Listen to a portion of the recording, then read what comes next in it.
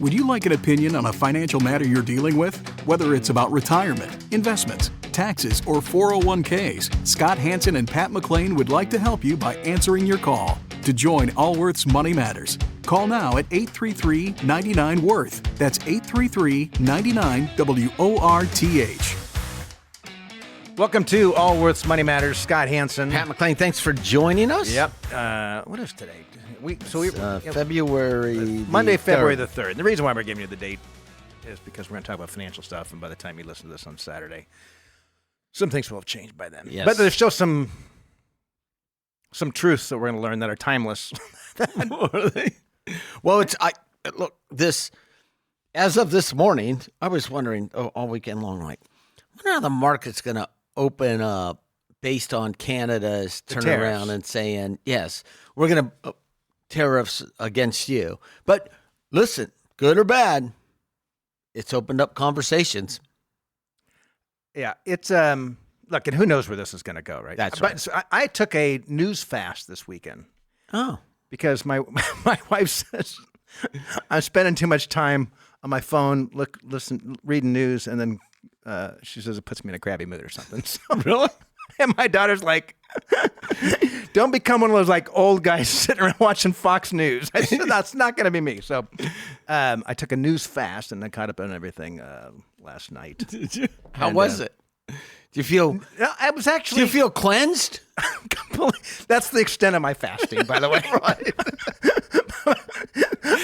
Complete Sabbath from the news. That's it. No food. Yeah, sundown to sundown, no news.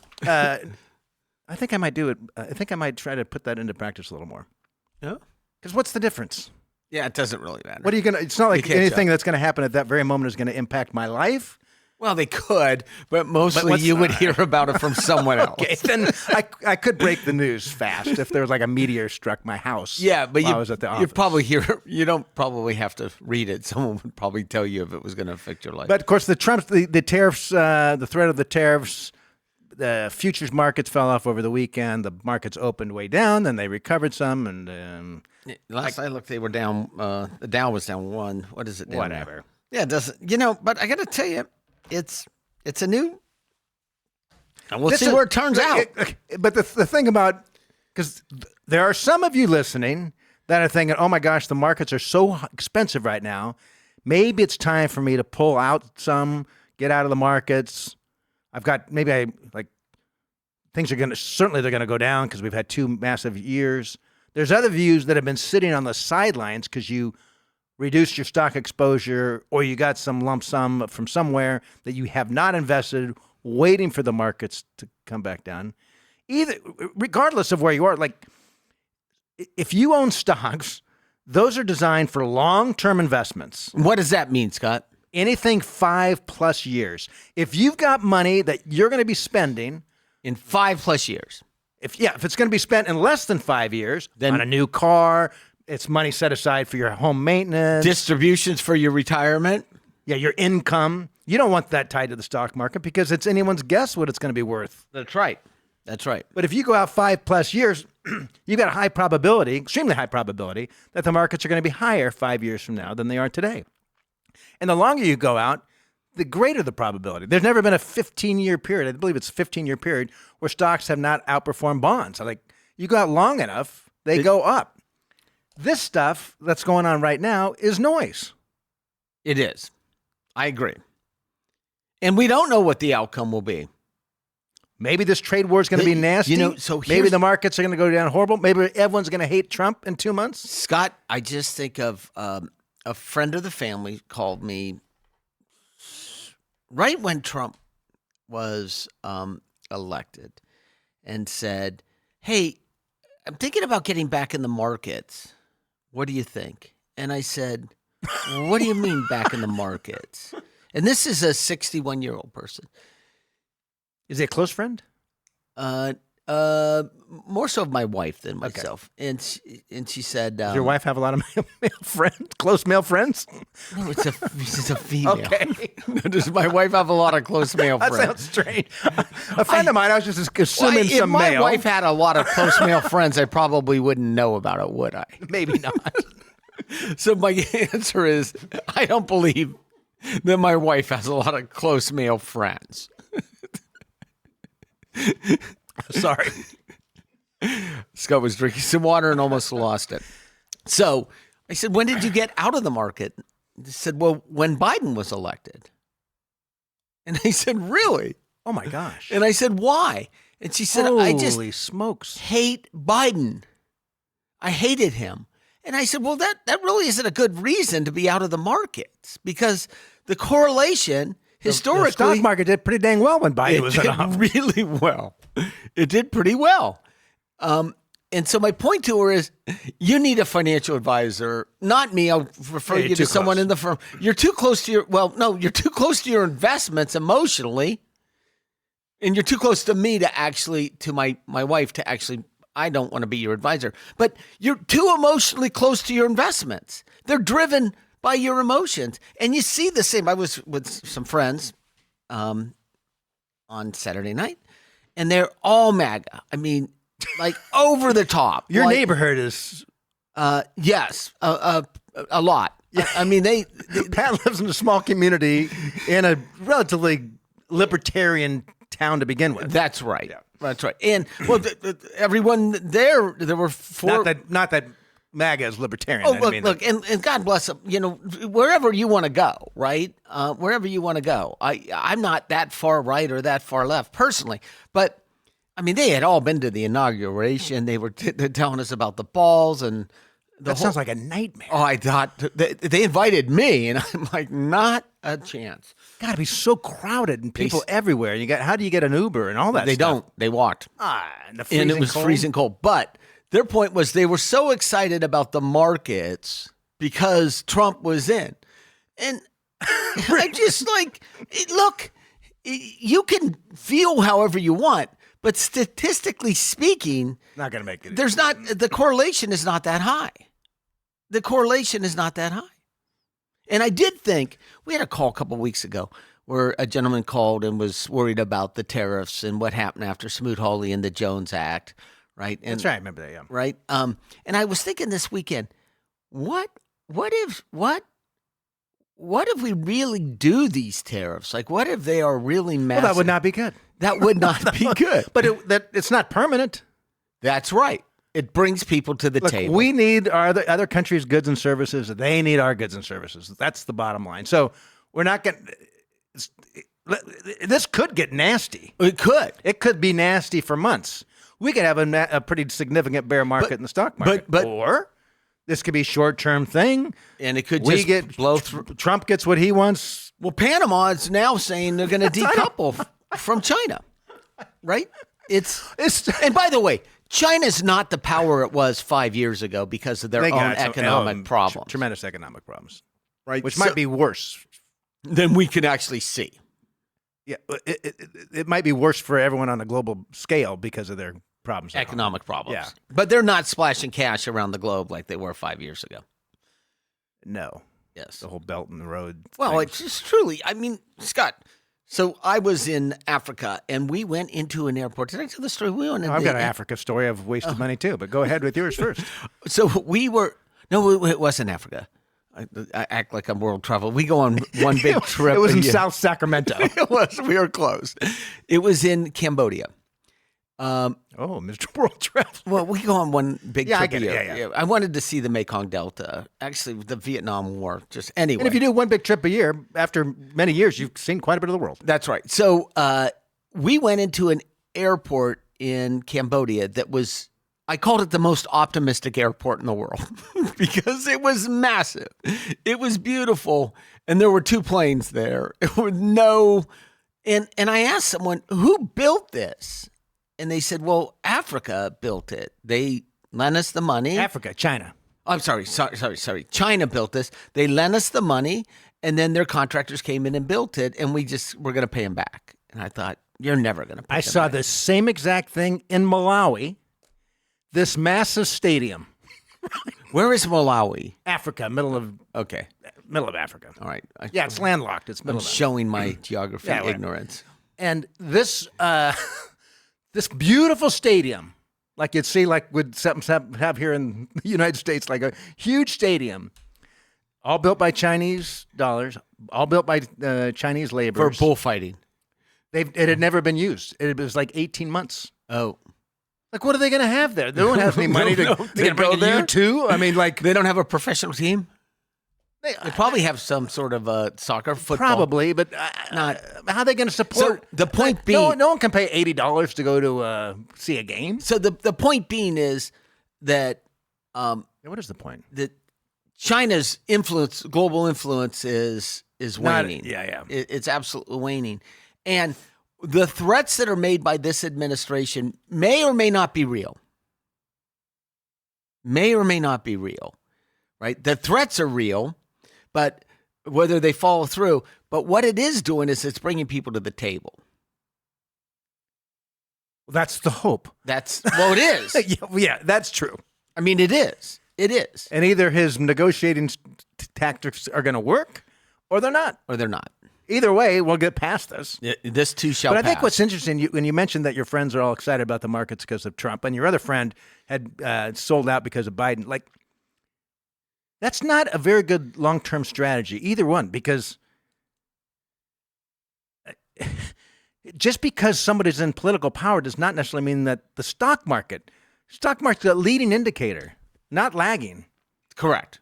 And by the way, many things that are driving stock prices don't take place. For years in the future, or they don't take place at all. Yes, or the reality is that what set that particular stock in motion had nothing to do with that administration. Look at NVIDIA. Oh, and the whole Well, no, but look at how long that stock had been around before it actually rallied. 20-some years, right? Yes. It's not a new company. Yeah. Look at Intel, how well it did and didn't do anything for a period of time. And then look at, what is it called, Deep Sea? Whatever it is, not deep sea. It shows you how interested you are to it, and me too. I read at the time the Chinese came overnight. Who knows the whole truth? Yeah, of well, that whether story. there's truth or Yeah, there. whether they actually built it for $5 million or whatever the story, or they stole it all from our Or they showed engineers, or NVIDIA short and made up the story. whatever, right? Like Yes. it may be interesting news. Maybe it's fun to follow. Clearly, AI is going to have implications on life. But from an investment standpoint, if you think somehow you're going to be smart enough to pick the winners and avoid the losers, good luck to you. I mean, there's a reason that so many funds have moved to indexed strategies as opposed to actively managed strategies. Because when you look at the studies, something like 90% of professional managers cannot outperform their own index. Years ago, I owned a mutual fund. I think it was I won't say the name because I don't want to bash them. This was a long time ago. It was a small cap, I think maybe it was a small cap international, global fund, something like that. And You couldn't get anything more esoteric than a small tech whatever. global. But you know what? I kept it for a long time. I didn't have much in it, but more for education for me and entertainment, because their annual report would list their top 10 performers, all home runs, up 8,000%, whatever. And they also listed their bottom 10 performers, bankrupt, 2 cents a share, bankrupt. And I enjoyed it because the same amount of research and due diligence, the team of analysts and experts, all of them picked the top 10 and they picked the bottom 10. That's right. That's actually pretty good. Right? Right? And so if you think you're going to be at your computer on Robinhood or what, on your phone on Robinhood, and you're going to somehow outsmart the market, it's not going to do well for you. That's right. It's really not. Anyway, we should probably get some calls here because Let's do this. yeah, and we always enjoy taking our calls. And if you want to join the show, 833-99-WORTH or questions@moneymatters.com. Let's start off here with Land. Land, you're with Allworth's Money Matters. Oh, hi, Scott and Pat. Thank you for taking my call. Yeah, thanks for joining us. So I have a couple of questions regarding the Employee Retirement Income Security Act. And I guess the acronym, how would you pronounce ERISA? that? ERISA. Okay. ERISA. ERISA. Okay. So my understanding is that some 401k and 457b plans are qualified at ERISA and some are not. That's correct. So is that right? That is correct. Okay. So if the plan is protected under ERISA, would you roll them out of the employer plan and into an IRA? And then my other question also is like, do you know if government employee plans have ERISA protection, government plans such as like the state of California and the county of Sacramento? So you have asked a It's a good question. really good question. And we will kind of break down the three different flavors, the differences between IRAs, 401ks, and 457s, right? Let's start with the 457. The concept is this, right? So the tax law is set up in such a manner that you can say, hey, employer, don't send me all my pay. Take some of my pay and put it in a retirement account for me so it's there when I'm old. And the government encourages this because they don't want to have to take care. There's not enough money to take care of everyone at their old age if there's nothing saved, right? So that's kind of the basic premise behind it. But there's quite a big difference between a 401k and a 457. Because a 401k is the money is taken from your paycheck and it's put into a separate trust for your benefit. So it sits in a trust. It isn't owned by the employer like a 457 is. And a 457 is technically a salary deferral where you tell your employer, hey, don't pay me my full paycheck, hold some back, you hold it back, and pay it to me at some future date. Which is why if you're employed by an organization, normally a state or county, that has both a 401k and a 457, because they are two different plans that sit under two different portions of the tax code, you could put the maximum into both, right? So the 457 is for government employees. It doesn't exist for a private employer, a 457. They do have other tax deferral, salary deferral programs for typically highly compensated people in private industry. So, And then an IRA is essentially where you take your own money, as long as you've got some wages, you can put it into a retirement account at gross tax deferred. So technically the And it's protected. Yeah, the 457 is never your money until it's actually paid to you. So if you are putting money in, let's say you work at a water district and you have a 457 and a 401k, and that water district goes bankrupt, technically that 457 is actually an asset of that water district. And the 401k is not. And you are just one of many creditors.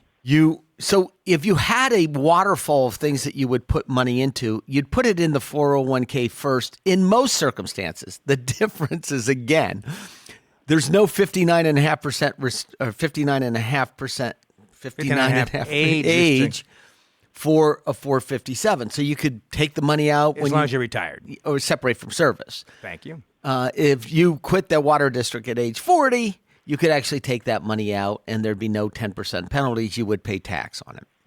So Or roll into an IRA. Or roll it into an IRA. So if you had a choice, you'd use the 401, all things considered, you'd use the 401k first until that was maximized, and the 457 second, unless you knew that you were going to separate from service and you would want to get to those dollars for some reason, which is very, very rare. Does that make sense? Yes, that makes sense. But my question is would you roll them if they are protected under the the ERISA? Would you roll those account out of the employee plan and put it in an IRA? Okay. No, I clearly would roll a 457. That's because right. I don't like Well, you're calling from California, right? Calling from California. So Yes, I'm from California. So now, the odds are California is not going to go bankrupt, but so the answer is you would absolutely roll the 457 into an IRA. particularly if you worked for a smaller municipality, you made it to the water district. I don't care. Maybe nobody knows. It's the weird things that can happen in life, right? Here's the difference between COVID lockdowns. I mean, you don't know. We don't know what the next weird thing is. Here's the difference between an IRA and what we will call an ERISA plan, right? So the 401k is under ERISA. An IRA is open to creditors that you could they could put a claim against your IRA, but An ERISA plan is not. So actually, But there was a Supreme Court ruling several years ago that said if you took money from an ERISA plan and moved it to an IRA, you had up to, I think it was $1 million of protection. correct. That's 100% correct. So, when I just watched this is a little off topic, but I just watched the Netflix 4-part series on O.J. Simpson trial. Like, and people were thanks like, for sharing. "What?" But they made Is this a newer thing? brand new. It's fascinating. It's worth a watch. I remember, Pat, we were in the lobby of our office with the TV monitor watching, waiting for the verdict to come out. The entire staff was out there. So what? Our tiny little company. And back this then. is where it goes. The reason O.J. Simpson was able to actually spend money and live in retirement in Florida is because before he was arrested. so he had a Again. civil. He had a civil charge against him from the Goldmans, Yeah. and he lost. He lost the civil charge, right? Which means he owed them money. But his money was in a pension plan, which was protected because of the ERISA rules. Had it been in an IRA, they could have gone after That's it. right. Right? They could have gone after. And he flaunted that, by the way. I mean, in this documentary, they said he was living relatively large and letting them know, the Goldmans, that they were never going to get any money because it was protected under ERISA rules. And So- my guess is as soon as he got his pension checks, he spent it as quick as possible before they had a chance to. So the difference between a 401k Lovely gentleman. and an ERISA, a 401k and an IRA is exactly that. An IRA may not have protection against creditors if there is a claim. So if you plan on murdering somebody, Well- no, I mean, so for me, like let's say I retired today from Allworth company, and I've got a 401k here. And there's no question I would roll it into an IRA. There's no question and at I all. have enough umbrella insurance that if I have some strange lawsuit against me or a horrible thing happens, I've got umbrella insurance to protect me. And I would roll my 457 into an IRA. So, Lan, are you separated from service? Yes, I am retired, and I have both 401k and 457. But the thing that's confusing me most is that they said not all 401ks are qualified ERISA. For example, like an employee, a government employee plans. And I mean, I worked for the state. I retired from the state, and it's Okay. like it's just, it's kind of confusing because the internet can give you a lot of information, and That's right. sometimes it just doesn't all ties together. Your 457 is not an ERISA. The biggest issue with the 457 is not an outside creditor. It's the employer suddenly having some. It's an asset of the employers. That's the difference between a 401k and a 457. It does not sit in its own trust. It is technically owned by the employer and doesn't become yours until they pay it to you. For simplicity's sake, buy yourself $1 million or $2 million umbrella liability, which you should have anyway, or a $10 million depending upon your net worth, or $20 million depending upon your net worth, and roll everything into an IRA. Are you over the age of 59 and a half? No, I'm 58. You're 58. Are you spending any money from the 401k or 457? Not yet. Do you plan to prior to age 59 and a half? Probably not. Then roll it all into an IRA. Okay. It just gives you a lot more flexibility. It's easier to manage. It's all in one place. The difference between some people say, well, do you like Schwab or do you like Fidelity or do you like E-Trade or do you like Altruist or do you like... You like Chevron, you like BP, or you like Shell. Yeah, they're all very, very similar, and you could get the same products on each one of them. So the idea that you actually take and consolidate all of these assets in pre-tax IRAs makes it so much easier to manage. And you can have just as much diversification. 100%. And greater flexibility in your investment options. 100%. So if you don't plan on spending any money out of these plans and you're under the age of 59 and a half, roll them in there. Now, if you plan on spending some of this money prior to age 59 and a half, then you may want to leave some money in the 401k as long as you separated from service after age 55. Because if you separate from service in the year in which you turn age 55, there are no penalties from taking distributions from a 401k. The 59 and a half rule only applies to IRAs. It doesn't apply to 401ks as long as you're 55 or older in the year in which you separated. So if this sounds a little bit confusing, It is. it is. It is absolutely. So you go on the internet and you're looking all And this now, stuff. so the Department of Labor the last number of years have been trying to get more power over IRAs. They have. And I think they've been unsuccessful thus far. But for the last decade, they've been trying to regulate IRAs. So you go on the internet and you're trying to research the difference between the two. The difference is one's an asset of the employer, the other isn't. The difference between an IRA and a 401k is one is open to creditors and the other is not. Okay. That's the basics. But I got to tell you, 95+% of the time when we meet with someone who's not going to take money out of a 401k or 457 prior to age 59 and a half, and they've separated from service after age 55, or they're 59 and a half plus, we roll it into an IRA just for simplicity's sake. Okay. Okay. Thank you. At the end of the day, people really only need to own about 4 accounts: a Roth IRA, an IRA, a brokerage account, and a cash management account. And then Yes. if you're married, a spouse will have this also. And if you inherited some money, then That's right. So you might end up with 10 counts. You might end up with 10 accounts, but you want to get it to the fewest number of accounts as possible, just for ease management. Okay. All right. All right. Sounds good. All right. Thanks, Len. Thanks, Lan. All right, thank you. Pat, there are definitely times when we recommend people not to roll. Here's a prime example. Somebody's 57 years old, planning on working another 5 years. They lose their job. Like, how many times have we seen that, right? Often. Very common. In that situation, Like, you might want to keep your 401k intact, or at least some portion of it, in the event it takes you longer to get a job than you thought it would. because after age 55, as long as you've separated from service and prior to age 59 and a half, you could get the money 401k. without penalties. Yes. Yeah. So if you've got some uncertainty on your income between those years, or maybe you've retired at 57, and you might choose to pull some money out of that 401k before your age 59 and a half, which you can do. Yes. You can also set up what's called a 72T distribution, where essentially at any age, if you're 48 and you've got so much money saved, or you're one of those fire people. I don't hear much about that, but what's financial independence, retire early. Live like a pauper, save everything so you can quit working as young as possible. Sounds miserable. It does sound quite self-focused, doesn't it? Instead of, how can I contribute to society? Let me take what I can as quick as possible. And then just lay around the house And I guess. or the van. But you can set up a series of payments, and as long as it's designed to last you to your dying day, there's some formulas you got to follow. There's no tax penalty on it.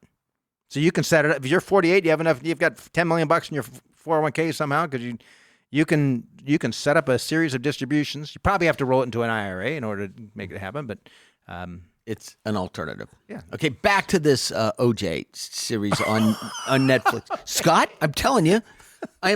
So I was telling my friend about it. He goes, why are you watching this? You know everything. And I said, no, I don't know everything. But what was most fascinating is the prosecuting attorneys and the defense attorneys were talking about their strategies going into the trial and how those strategies changed throughout the trial. one of the guys passed, though. Who's the... Yes, one of the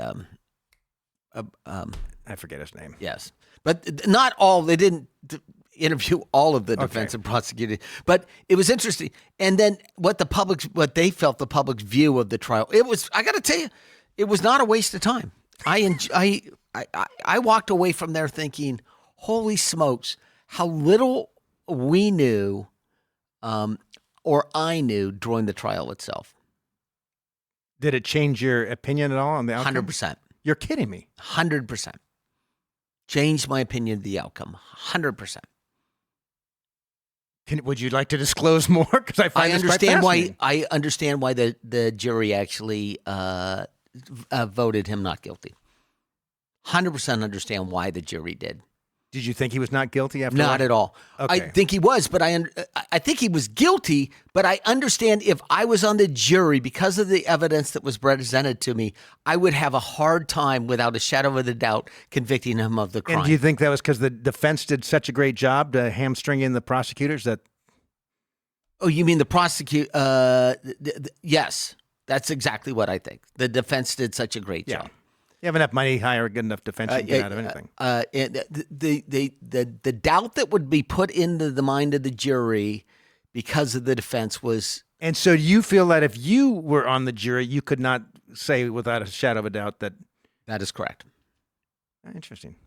That is correct. Well, now I've got something to watch. What do you know? I'm excited. No, I walked away from there thinking about it for a couple of days, saying, well, this is absolutely fascinating, right? This is absolutely fascinating. And if I'm asking myself honestly, would I have voted, or would I had said he was not guilty? I think he was guilty, but I would have, as a juror, had to say he was not guilty. Because you couldn't without a. That's why he lost in the civil court. Like, was a slam dunk, because it's different. It's a completely different measurement. In civil, you don't need a unanimous either, right? 9 out of 12. Oh, I don't. They didn't go too much into the civil court, but it goes back to, it's fun. I don't know if it's funny, but because of ERISA law, he was able to. Had he rolled those monies into I an know. IRA, I remember that at the time. Like, he's going around a golf. You see him golfing. Like, how in the world is the guy in Florida golfing when he owes these people millions of dollars? The whole thing was tragic, obviously. The whole thing. And on protecting your assets, like if you're a shady person, keep it in a 401k. Right? I mean, seriously, if you're kind of a shady person, you've got things lingering out there. Otherwise, move into an IRA and have umbrella insurance, which you just talked about. Like, yeah, that's key. It's pretty inexpensive. Odds are it'll never be used. That's key. And that, going back into history, it was Bill Clinton's umbrella policy that paid off Paula Jones. I did not know that. Yes, it was his umbrella insurance paid her off. How much was it? How much? It was like $600,000 or $700,000. Can you imagine that claim? Although, years ago, I met an attorney who sued insurance companies on behalf of people that received sexually transmitted diseases. Sued the insurance companies? The person that gave them the STD, he would sue their insurance companies. Yeah. Well, and so we'll go back to culture in a second. Not a great... I didn't spend a lot of time talking to him. He explained to me what he did for a living. He explained to me what an acquaintance, I met him through someone else, and he explained to me what he did. And I said, well, that's awesome. We'll never talk again. But like, most people aren't going to go kill their girlfriend and have to worry about the in-laws coming after them, right? That's right. But what could happen, driving down the road, you get in a car accident, it turns out it's your fault. A young, highly successful person is killed. Huge lifetime value of future income stream, massive judgment against you. That's why you need the liability insurance. That's why you need a liability. Odds are it'll never be used, but in case there's something like that. And what happens, like the first thing, we all see the billboards when you drive down the highway of all the. How could you not? They're the everywhere attorneys now. Yeah, you can't. They're everywhere. They're all advertising, and I like the Sweet James one. Okay. I looked it up. You like the ad? Well, I know. I saw Sweet James, and I'm like, I wonder if this guy, I've never heard of him before in the Sacramento area. So I looked him up. He's a national guy. He's just a great marketer. But here's what happens. Let's say it's your spouse that gets killed. Your relatively young spouse has a phenomenal career, gets killed. You go to the personal injury. You call Sweet James. I don't know if Sweet James. They're going to do an asset search. They're going to see, is there any insurance? How much coverage is there in insurance? Is there $1 million of liability on the car, or do they have the absolute minimum that the state requires? Then what assets? They're going to do an asset search. Does this person have any money? If there's assets, they will come after you. Yes, they will come after you. So the more assets you have, the bigger your liability umbrella. Yes. So not to pick on Sweet James. So Sweet James, I'm sure he's highly ethical, wouldn't do this. But it could be that it's a very frivolous claim, and somebody looks and says, this guy's got $30 million. let's just go after this guy. He's eventually, or gal, he's eventually going to pay up just to make this thing go away. That's right. Oh, and by the way, I know nothing about Sweet James.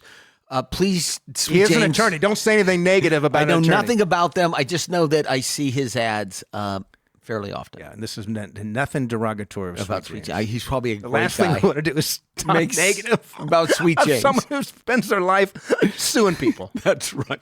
Anyway, let's go back to the calls here. Let's talk with Jacob. Jacob, you're with Allworth's Money Matters. Hi, Pat and Scott.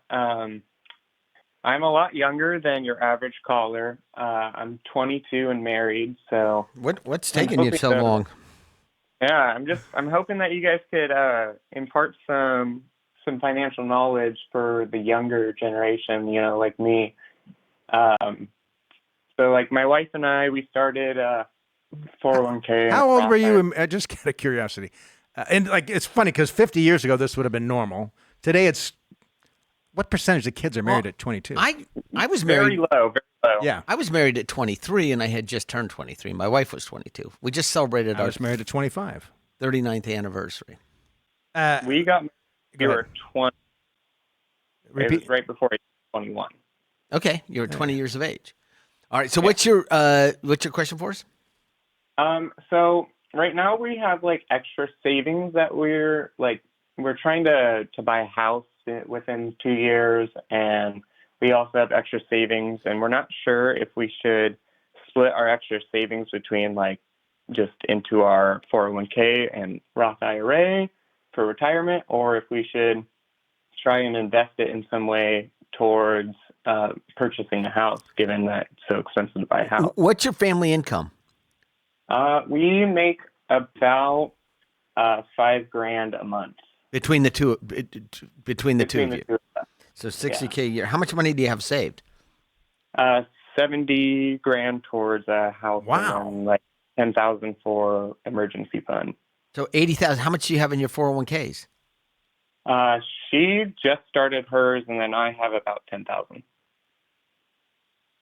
And how much are you putting into the 401ks? We put in so she gets 4% match, so she's putting in 4% to take that 100% Okay. advantage. And then I put in around $200 a month. And do you have a match? I do not have a match. Okay. And how did you accumulate the $70,000? Just saving throughout high school, from a young age, and then saving from having low expenses over the last few years. Do you have term insurance on yourself and your spouse? No. All right. So here's what I would do. I like the fact that you're putting the money away for your wife in the 401k because she actually has a match. Rather than you, because yours has no match, I would use the Roth IRA. Okay. And the reason I'd use the Roth IRA is you can pull that money out up to $10,000 for the purchase of a home. Okay. And so it gives you a little bit more flexibility, and you don't need a tax deduction. I would buy some term insurance on each other, probably $300,000, $400,000, maybe $500,000 each on the outside. And I think that what's important about that, I'm assuming you don't have any kids yet? No kids yet. That the plan is to have children at some point? Yeah, the plan is to have children after we hopefully buy a house to I mean, the thing about getting insurance is you get it while you're insured. You can be insured. No one knows what happens to our health, but something happens and suddenly you can't get insurance, or it's very expensive. Then it becomes quite problematic. And so I would use the Roth IRA. And where is that money invested in that $70,000 that you're saving for the house? Where do you have that parked right now? We have it in a high yield savings, so I knew you it's about 4.5%. I knew you did. Yeah. I think you're doing great.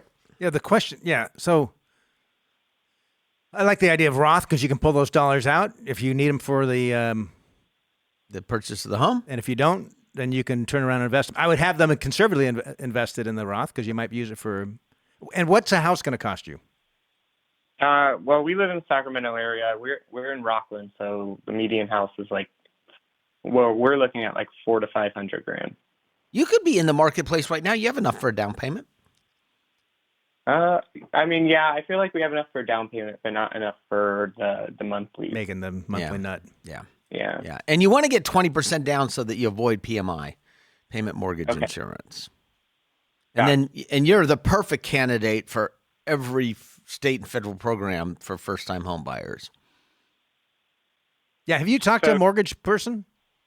We've talked to a few mortgage people. My wife's in real estate, so she has a lot of all right. Then you guys know what you're doing. Yep. But doing a great job. By the way, you know what you're doing anyway. Correct. I know. Good job. Thank you. Good job. Good job. Okay, so just kind of keep it going into 401k, and then for me as a Roth. That's correct. Don't open maybe a brokerage and put it into the hair. No. I wouldn't invest these dollars at all. Not at all. Not at all. Because you want cash available. You find the right house at the right price. You want to be able to close as quick as possible. And like the worst thing is, let's say you put it in the market in some way, and it just happens to be that the markets are down, and you're like, shoot, that $5,000 I put in is now worth $4,500. I have an opinion though, Scott, that maybe I should or shouldn't share.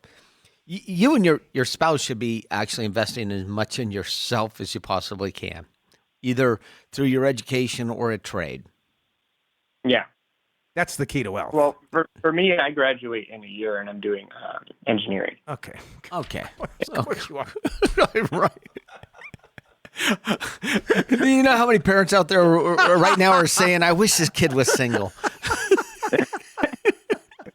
How many are like, where was my daughter when this guy got married? Yes. Or I'm going to send this interview to my son. Yeah. So, and your spouse as well, as much as you guys can invest in either your education or your trade or both, the better off you'll be. And you know that. Yeah. What type of engineering? Mechanical. I will go into any building that you design. Yep. Mechanical, probably more towards aerospace, though. Oh, perfect. I will fly in any plane that you're involved in the design of. Well, appreciate it. Yeah. Keep up the great work. Thanks, All right, thank you. Of course, everyone's like, My only concern with Jacob is like, make sure you have enough fun along the way. Because we've seen it, Pat, where there are people that don't spend a dime. But I'm sure look, maybe this is fun for him. That's a good point. Right? Maybe this is fun for him. Maybe it's right. Maybe it's important for him, and that's clearly the fun important. of it. And that's He's very responsible. Oh my gosh. Oh, I wasn't like that at 22. Yeah, tomorrow I'm taking my senior daughter, senior in high school, on a college tour. Are you? Where are you going? I'm going to Southern California. It's really interesting. We'll get back to culture. It's really interesting trying to figure out the right kind of school. Obviously, she's part of yes, she's part of the equation. You know, the school doesn't graduate. The child does. Yeah, but it's interesting. Like, I really want her to be somewhere where she can explore different ideas, have her own worldview, have her own religious views. But some schools, like, I don't want somewhere where they are protesting against Israel they've got, it's like, I don't want something too far left. But not too far right? But I'm concerned if it's too far right, they're not going to let her have her own expression, her own ideas, and they're going to suppress certain thoughts. So she's going to go online college. Is that the answer? I don't know, because I pulled up her grades this weekend. She's got a D in a class. I'm like, senior year, last semester. Senior. Oh. And I was like, hey. Just try. Just come on. I tell her, look, you can do what you asked me, can I do this on Thursday night? Like, I don't care what you do as long as you maintain your responsibilities. But if you can't maintain your responsibilities, I'm going to have to restrict you. So now I've got to restrict her. If you can't pay, don't play. And I'm thinking, oh, please go to college.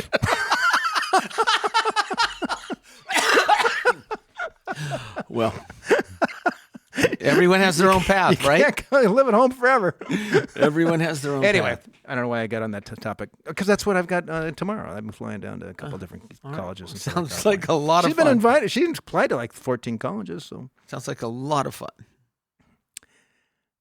Sounds great.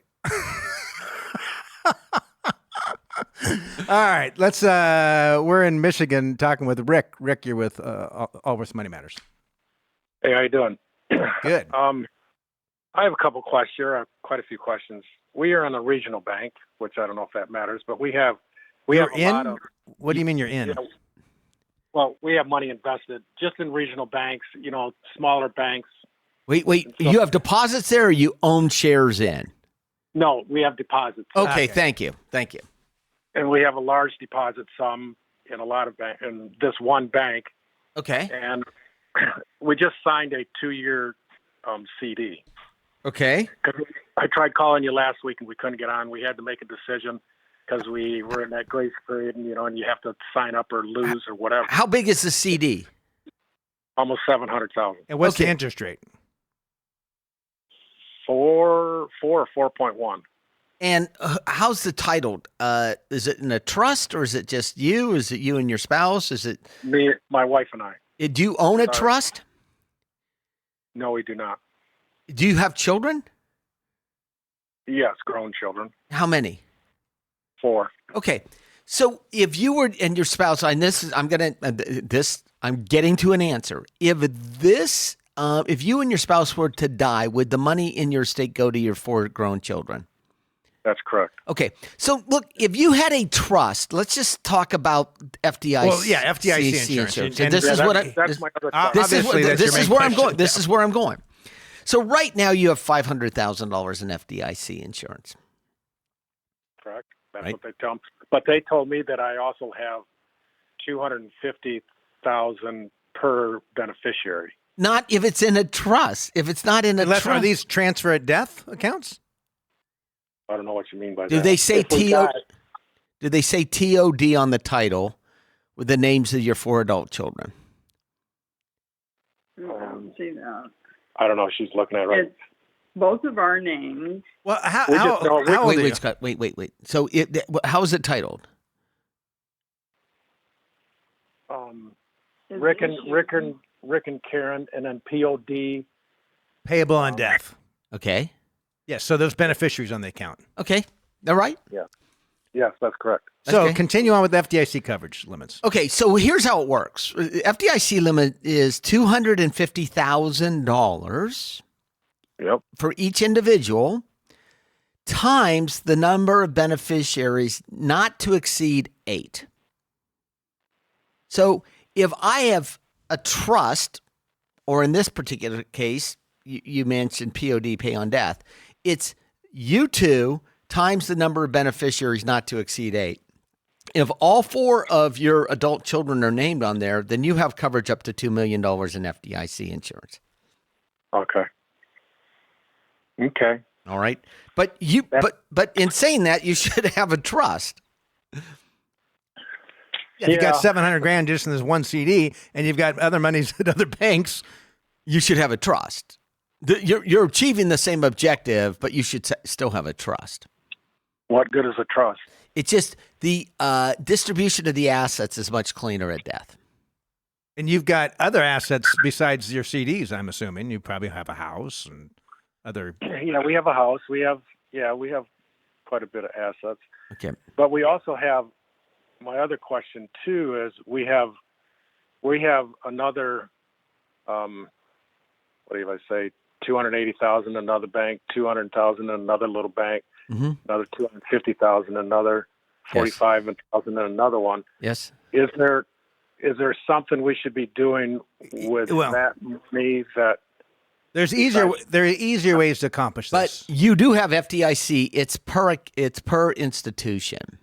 But there are programs that banks have started called, is it Cedars? Is that what it's called? Cedars. Cedars. And so this is a loophole that the banks have driven a truck through, essentially. And because there's these limits, right? $250 per individual.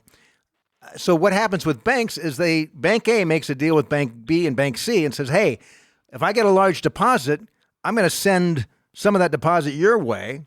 And when you get a large deposit, you send that deposit our way.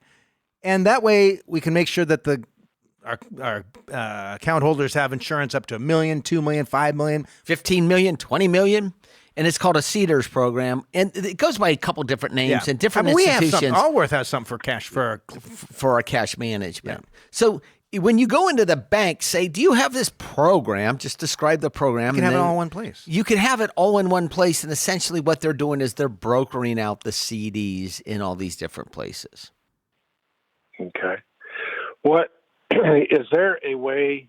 We weren't real comfortable signing a 2-year. I mean, we just made a rash decision real fast into a 2-year CD. Is there any way to get out of that without penalty? I think it's just the interest, The interest. up until now. Yeah, I would call them, but I believe it's just the interest up. You're going to miss. Why did you end up with a? What was the hurry? Well, there's a 10-day grace period. No. It's not like they take the money afterwards. No, that's what they say. You could have just dropped it into a savings account. Yeah, we could have. And you should have. We were just under pressure. We were under pressure. We were at the last day of the 10-day grace period. Okay, well, we got to do something. Now you made it. And we thought if we put it into savings, then we would just lose our interest because interest rates are going down. And so we were just thinking, okay, if we lock it up for 2 years at least, and then after we did that, we thought, oh well, it's a 180-day period that you have to pay your interest for 180 days. That's 6 months, so we're going to lose $18,000, $20,000. No. You want to call the bank for me? What you just said to me? Well, I don't know how the bank's contract is. I have no idea. Yeah, was it you were rolling out of a regular time CD, correct? Yeah, same thing. 13-month CD we were in. Okay, so the 13-month CD is just like a 13-month bond. It comes due, they pay it, it sits there. You can move it all and you accrue all that interest and it's paid. It could sit in a money market account or a savings account and could sit there indefinitely if you wanted to. And you could find cash accounts that are going to pay 4.1% that are completely liquid and I'm FDIC insured. And you stated that interest rates are going to go down. I don't know. I don't know. I know I would not have bought a 2-year CD. And if you were my brother... So you guys should have talked to me last Friday. Well, dang it, Jacob. If we were here all the time... His name's Rick. Oh, I'm sorry. Sorry, Rick. Where Jacob came from. Okay. Rick, if we were here... Just let it sit there for 6 months and then pull it back out. Boss. Do you do any online banking at all? No.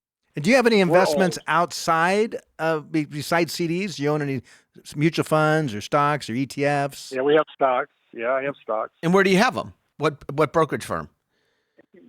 JP Morgan. They're not going to want to buy them. You have a lot of different you have a lot of different investments. You feel like you're borrowing trouble. You're making it harder than it really is. Yeah. Yeah. Yes. I mean, unless you have nothing else going on in life and you feel like driving around to these community banks. Well, believe me, we're frustrated. Yeah. That's what okay. So ask them if you pull. And the other thing that we're real concerned about too is the time in which we live. Now we're talking about digital currency and all this stuff. Are we going to lose all of our liquid cash that we have that's not in a stock or a property or house? I mean, everything we own is paid for. I own nothing. That's right. Well, here's the thing. Nobody knows the future, right? If our whole system of our government collapses and everything, we have a new order, then you want to be young and have a lot of guns and ammo. Okay, thanks. No, I'm just saying the worst case scenario, right? So, I seriously doubt we're going to see that. But there's no guarantee in life. Like if you were a retiree in Russia when the Soviet Union collapsed, things got pretty bad for you. Just reality, right? So right now you've got money in certificates of deposit that are backed by the U.S. government, the same agency that prints the dollars, makes the money, right? So as long as our system of government is in place, you're going to be fine. I don't know how you can't get much more conservative than that. You can't be any more conservative. So, you can't be any more conservative than that. Is it better to invest in a bigger bank than a regional bank? Well, I mean, as far it doesn't make any. As long as you have the FDIC insurance, it doesn't make any difference. And actually, I don't even know if the FDIC makes any difference anymore because when First Republic went out, they covered everyone. Yeah, I know, it's crazy. There was no risk at all to anyone. They just said everyone's covered. Unbelievable, right? It was unbelievable. But you're doing fine. You're doing fine. the 2 year wouldn't have been my choice, but you didn't. Why? Because I would have bet shorter. Well, I would have put it in my guess is you, Pat, because you've made your life so you don't doesn't have to be this complicated. You're not getting any additional benefit out of life for the complication that you're going through here. Maybe he likes the people with the savings you loans. enjoy going to. Maybe he likes the people. And I appreciate the call, Rick. And I look. You say you have an account at a wealth management firm of sorts. Like, I don't know why you're not getting the advice from them. That's frankly, and if that's not the kind of person who gives you advice, then maybe you should have somewhere where you're going to get the right kind of advice. Because otherwise, it seems a little odd to me. Anyway, we're out of time. It's been great being here with you. This has been Scott Hansen and Pat McClain. We come here every Saturday and just drop this on Saturday mornings. And if you've liked the podcast, please rate and review. And forward it to a friend. Yes. See you next week. This program has been brought to you by Allworth Financial, a registered investment advisory firm. Any ideas presented during this program are not intended to provide specific financial advice. You should consult your own financial advisor, tax consultant, or estate planning attorney to conduct your own due diligence.